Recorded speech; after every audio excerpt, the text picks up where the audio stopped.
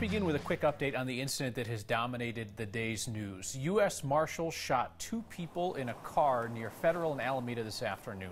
The agents were there on a warrant for a probation violation. A man and a woman in that vehicle were shot. They are both in critical condition. No agents were hurt. We're not going to spend any more time rehashing what you've already heard over and over today, but we will update you if we learn more in the next 30 minutes.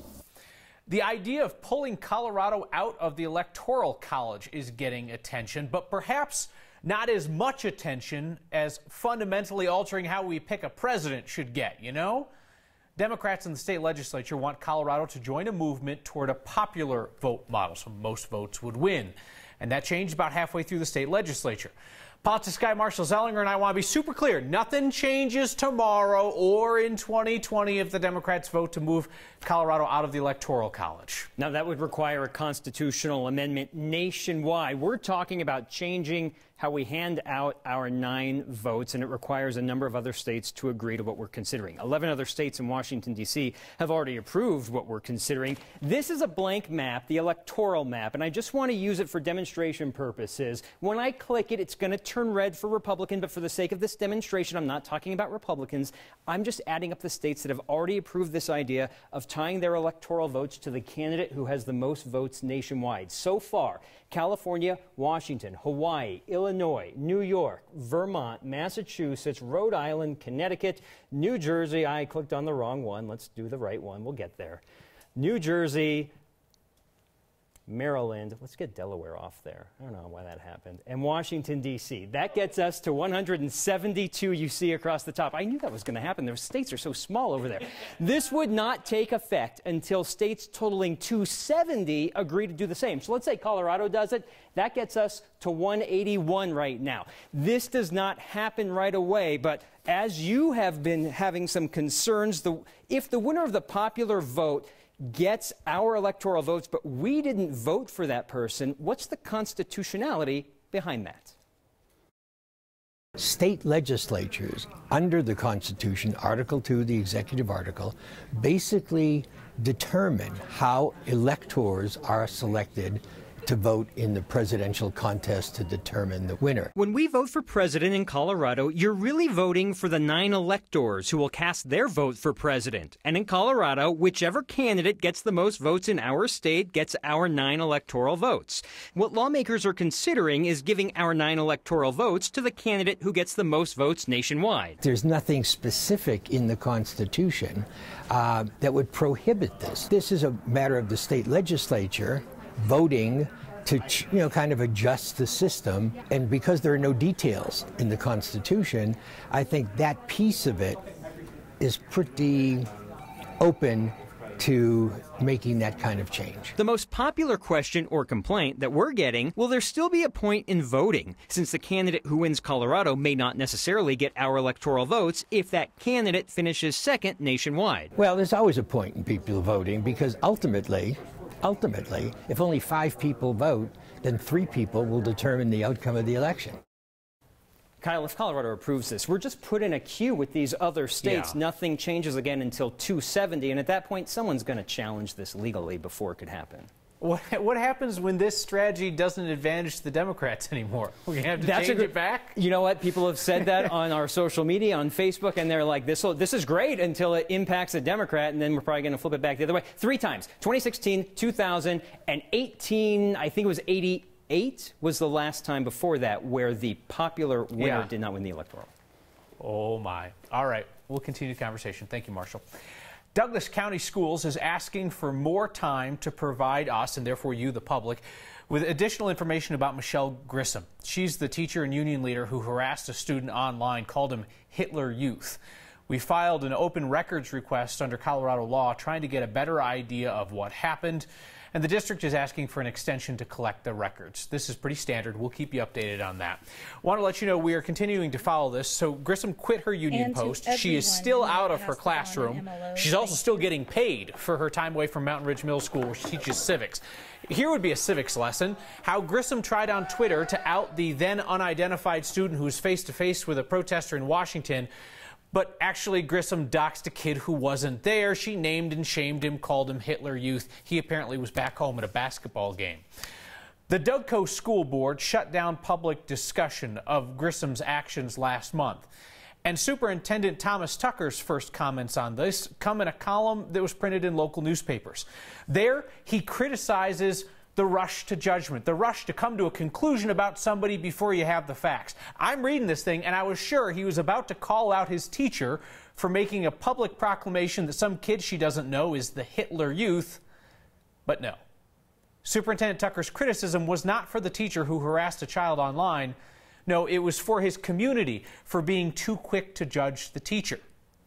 With the school board and now the superintendent behind her, it is difficult to see how Grissom is going to face any kind of real consequence for labeling that kid Hitler Youth. In the 160-year history of the Denver Police Department, there are some names that are remembered more than most.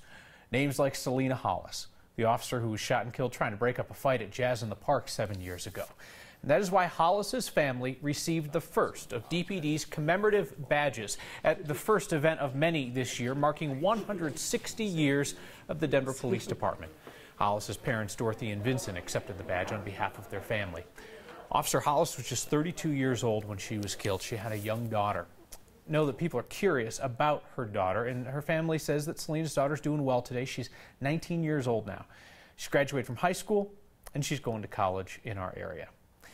Tonight, we are taking a look at an old problem with a new face, a familiar face, because it involves Facebook, where people are now buying and selling all kinds of things and feeling comfortable with the strangers they're doing business with. Perhaps a bit too comfortable. At least that's what police think.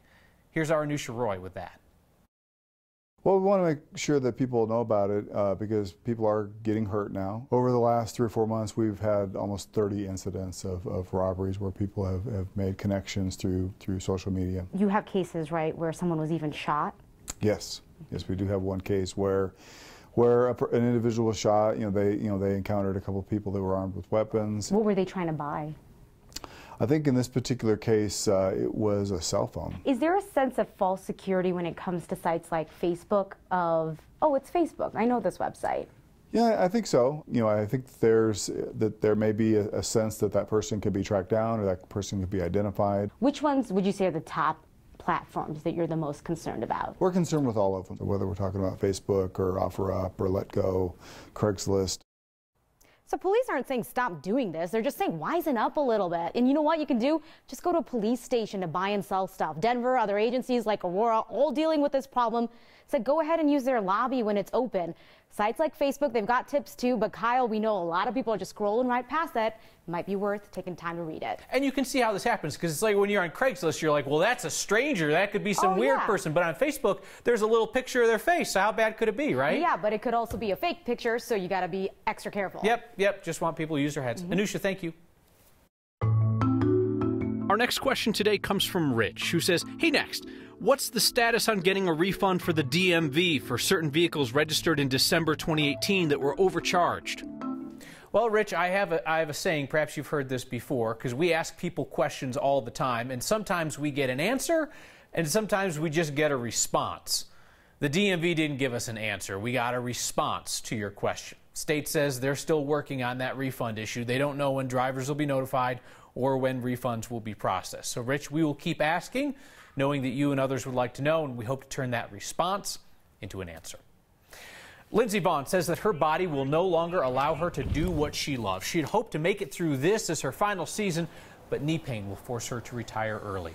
The ski legend who lives up in Vail is going to hang it up after 2 races at the Alpine World Ski Championships in Sweden next week. Our man in the mountains, Matt Renew, has covered Lindsey Vaughn up close throughout her career.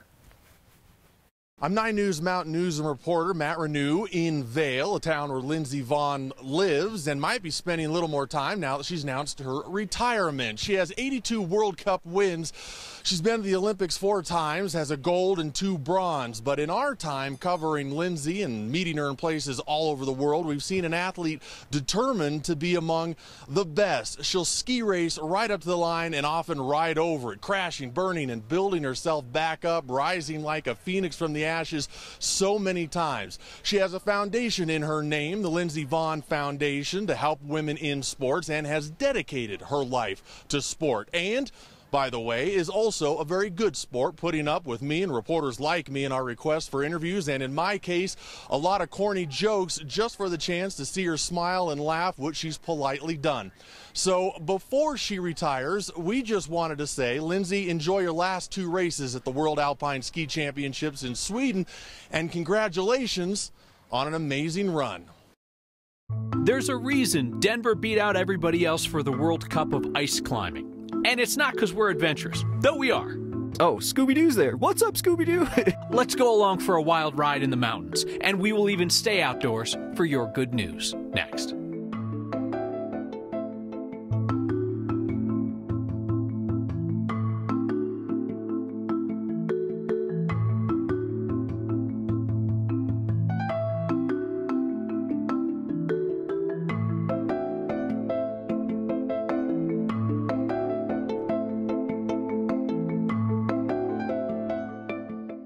When was the last time you drove East Colfax out through Aurora? Because I saw some video on Twitter today and was like, man, that place is almost unrecognizable.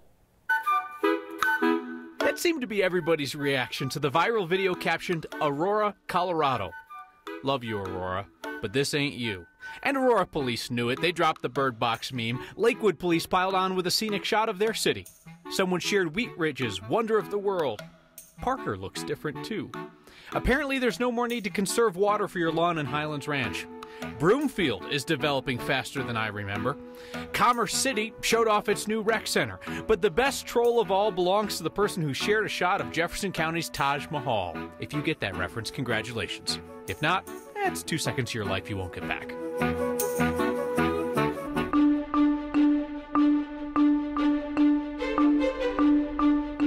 Make sure you send us your pictures this weekend when you get out in the glorious weather we're forecasting, because you can golf, you can horseback ride, you can go skiing. I mean, just about anything goes. We have a beautiful evening after a relatively quiet week after the Monday storm, with temperatures today running 10 degrees above average, and we'll go even warmer tomorrow. There's a storm brewing off to the west, and it'll bring too much of a good thing to California, but more of a good thing to our state. We're expecting snow in the mountains to start tomorrow. Really won't see the effects of it until late Saturday into Sunday, so a dry day statewide on Saturday. High pressure hangs on, and that'll give us lots of sunshine. Winds go from the southeast to the southwest, and that'll push us close to 60 degrees both Saturday and Sunday in advance of that storm, which looks impressive on the screen there. Light winds, a cool, dry night, our low at 28. That's where we start on Saturday morning.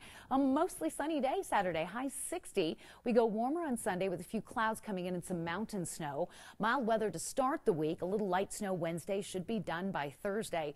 But here we are all about the weekend, and right now it looks really good for February, considering, Kyle, it is one of our colder months on average. Thank you, Kathy. The World Cup Finals of ice climbing is coming to Denver. It's the first visit for that competition to America. They're going to put up these temporary ice walls in Civic Center Park right next to City Hall. It's a pretty convenient location, considering that the American Alpine Club, which puts on the World Championship, is based down the road in Golden. It does make a certain amount of sense for us to be able to do this first big version of World Cup ice here in the United States in a place we can watch over it closely. Colorado is known for its ice climbing. There's ice climbing in Vail and Ouray and up in Rocky Mountain National Park. It's a wonderful state for ice climbing, but none of those places would really supply the kind of controlled environment so that we can have a real competition, nor would they supply the space for people to come watch, and that's really what we hope to have happen. Free to watch those ice climbing championships, Civic Center Park, February 22nd through the 24th. Most of the 200 climbers are international. Only 16 of them are American. But hey, 11 out of the 16 Americans are from Colorado. Next, we'll gain new appreciation for our state through the eyes of an outsider. Then bring it on home. Hand you the microphone as we do to close out every week. We're loving life. We're just soaking it all up, putting our face in the sun. Let's recharge and head into the weekend with your good news. Next. The most Colorado thing we saw today should also be heard.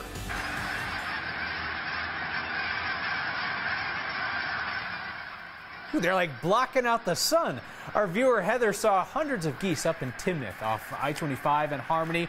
And Parks and Wildlife says, yeah, that's a crowd, but this is pretty typical for this time of year. Large numbers from north through Colorado migrating through the fall and winter. Listen to that racket. What's the most Colorado thing you saw today? Email next at 9news.com. or give us a shout with the hashtag #HeyNext. So, Coloradans love our state. We slap the flag on bumper stickers, it's stuck on hats, tattooed on some bodies, not mine, maybe yours. But there is always something special about watching an outsider's eyes light up at the sight of our state and its people. Our photojournalist Mike Grady took Carly Danick from our sister station in Minneapolis for a little adventure in Crested Butte. The only way I can imagine enjoying the mountains is getting out in them. I think you're gonna like this shot a lot. Snowshoeing is a good start. This is Crested Butte. It's an adorable mountain town in Colorado, and this past weekend it was inundated with fat bikes. Fat bikes are the best. That's the voice of Mike Grady. That's Mike. And that's his fat bike. His excitement for the race is the reason I am here. And he is the one carrying the camera in his backpack. Fat Bike Worlds has several races throughout the week, but the big race is on Saturday. Riders from all over the world race either 16 or 32 miles at the base of Mount Crested Butte. It's great. It's physically brutal and visually astounding. So you have a really beautiful view of the mountains the whole time, and you're just surrounded by them. You can see kind of the different racers, who's in front of you, where they are on the course, because it's so open, which is really cool. The costumes are great. We had Lieutenant Daniel, I believe, is what the dude who called himself, rocking the shorts. There's dudes in suits. Oh, Scooby-Doo's there. What's up, Scooby-Doo? You know? Ideally, you have a nice packed, pretty hard course. If the snow is loose, it's kind of like sand, and it's hard to get traction, it's hard to pedal, it's hard to turn. I wiped out pretty good a couple times. It was twice in the same spot. It's such a fun atmosphere. It's such a fun race. Even fat biking itself is just really fun. Fat Bike Worlds! Grady was back out in the mountains on his fat bike today. He wanted me to share that. That's his good news. We will share your good news when we return. And I'm guessing there are a few Next viewers who remember this special jacket. And there is one Next viewer who knows why I'm wearing it today. The favorite part of my Friday is when I get to sit back here and listen now to your good news. We took our camera and our traditional weekending question to the Outdoor Retailer Show in Denver. My good news is that I'm in sunny Denver celebrating the outdoor industry. My good news is it's a beautiful day here in Denver, Colorado, here at the coolest outdoor retailer show in the whole nation. My good news is that I got to wake up in Colorado with an amazing boss who brought me here and have some coffee and enjoy this beautiful sunshine. My boss is Tracy. Okay, the two of them are now the most Colorado thing we saw today. It was not just the outdoors making people happy, though. They told us they also loved the people they had a chance to meet in that Colorado sunshine. Well, you know, I think it's about attitude, and there's really no bad day when you're out in nature and in the outdoors. Love the atmosphere. It's great positive energy around here. It's amazing. I love it. We have energy because we're outside, we're engaged, we are not on our phones, we're loving life, we're just soaking it all up, putting our face in the sun. Oh, I absolutely love it. Feel free to share your good news every Friday on the Next Facebook page. We always scan through to see what are the headlines of your life. All right, who remembers this jacket? This is the one that once hung in the closet of a Next viewer named Doyle Larson. His wife Connie used to joke it was so ugly that only I should wear it. She sent it to me when Doyle passed away. And then you, the night that I first wore it, raised thousands of dollars for brain tumor research in his memory. Wearing it again today because Doyle would have turned 56 today. It is a reminder that we should all enjoy this weekend with our friends and family, those we love. We'll see you next time. Subscribe to the Next YouTube channel for the best of Next and some other stuff.